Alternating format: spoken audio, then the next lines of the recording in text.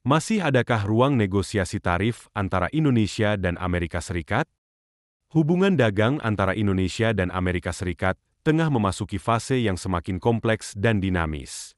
Di tengah tekanan geopolitik global, proteksionisme yang menguat, serta ketidakpastian ekonomi internasional, isu tarif impor menjadi salah satu titik krusial dalam relasi dagang kedua negara. Pertanyaannya kini, masih adakah ruang untuk negosiasi tarif antara Indonesia dan Amerika Serikat? Sebagai mitra dagang strategis, Indonesia dan Amerika Serikat memiliki kepentingan besar dalam menjaga stabilitas dan pertumbuhan hubungan ekonomi bilateral. Amerika Serikat merupakan salah satu pasar utama bagi produk-produk unggulan Indonesia seperti tekstil, alas kaki, karet, hingga produk perikanan. Sebaliknya, Indonesia mengimpor berbagai barang dari Amerika Serikat termasuk mesin, bahan kimia, dan produk pertanian. Namun, dalam beberapa tahun terakhir, muncul gesekan dagang yang tidak dapat diabaikan, terutama terkait kebijakan tarif yang diberlakukan Amerika Serikat terhadap sejumlah produk ekspor Indonesia. Negosiasi tarif menjadi penting ketika kedua pihak saling mempertanyakan keadilan dalam akses pasar.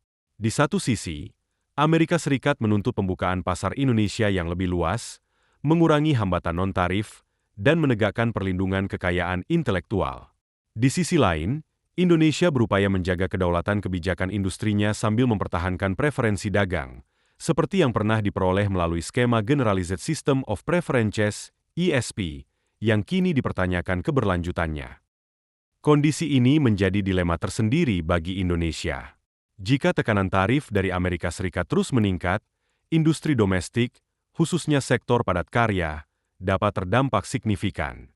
Sementara itu, peluang untuk melakukan negosiasi ulang masih terbuka, asalkan kedua negara memiliki komitmen untuk mencari titik temu berbasis saling menguntungkan. Upaya diplomasi ekonomi pun menjadi kunci. Indonesia perlu memainkan peran aktif dalam membangun komunikasi dagang yang konstruktif. Tidak hanya melalui perundingan bilateral, tetapi juga melalui forum-forum multilateral seperti ASEAN, WTO, maupun IPEF, Indo-Pacific Economic Framework. Dengan pendekatan yang terukur dan berbasis data, Indonesia dapat menunjukkan kontribusi positifnya dalam rantai pasok global dan menegosiasikan perlakuan tarif yang lebih adil.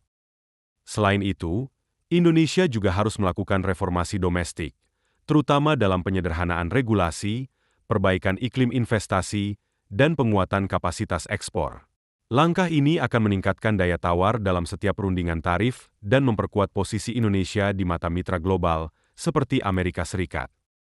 Kesimpulannya, ruang untuk negosiasi tarif antara Indonesia dan Amerika Serikat masih terbuka, namun tidak bisa dianggap mudah.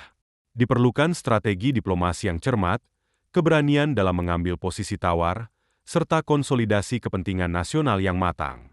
Di tengah pusaran kepentingan global, Indonesia harus tetap menjaga keseimbangan antara membuka pasar dan melindungi industri dalam negeri.